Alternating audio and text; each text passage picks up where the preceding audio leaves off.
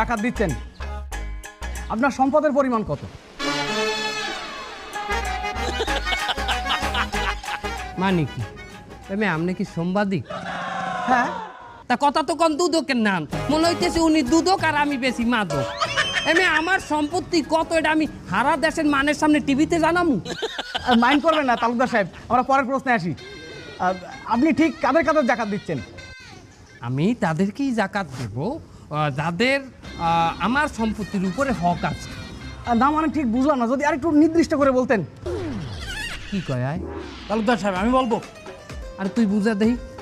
শোনেন, আরে বাবা আপনি বোঝেননি, তালুকদার সাহেব ত্যাগী হক মারি সম্পত্তি গড়িছে, তালুকদার সাহেব ত্যাগী হক ফিরিয়ে দেবে। কি কইলি তুই? তুই কথাটা কইলি মানে আমি যাক হক মারি খাইছি হক ফিরাই দিব?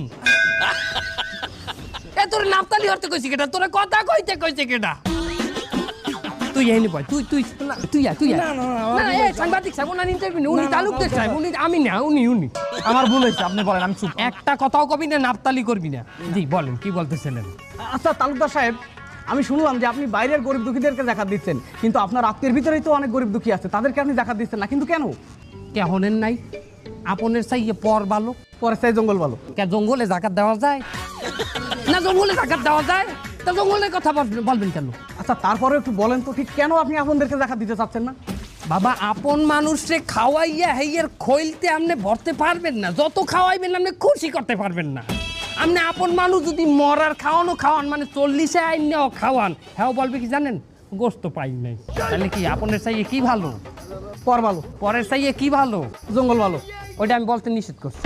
ওই কানে টানে বলে ফেলাইছি, যাই হোক বাদ দেন। আচ্ছা শুনলাম আপনার প্রতিবেশী যে আইনালাজি, সে নাকি মাইকিং করে দেখাতে কথা পুরো এলাকায় বলে বেড়াচ্ছে।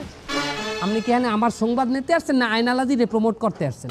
আমি বুঝি না আইনালাজি কে আমি কি হজ করি নাই? আমি নিজেও তো কয়েক ফির হজ করছি, কই আমি তো জীবনে কেউরে জানাই নাই, জানাবো না। আমার ওই অভ্যাস নাই, আমার ইবাদত সম্পূর্ণ গোপনে থাকবে।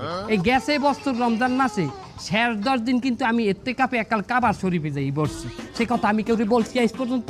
বাবা বলবো না, আমি লোক দেখাই নাই, ইবাদত করি না। তারপর এই যে রানিং রোজায় আমি 2টা রোজা না খাইয়ে রাখছি, আমি কিন্তু কেউরে বলি নাই, আমি বলবো না।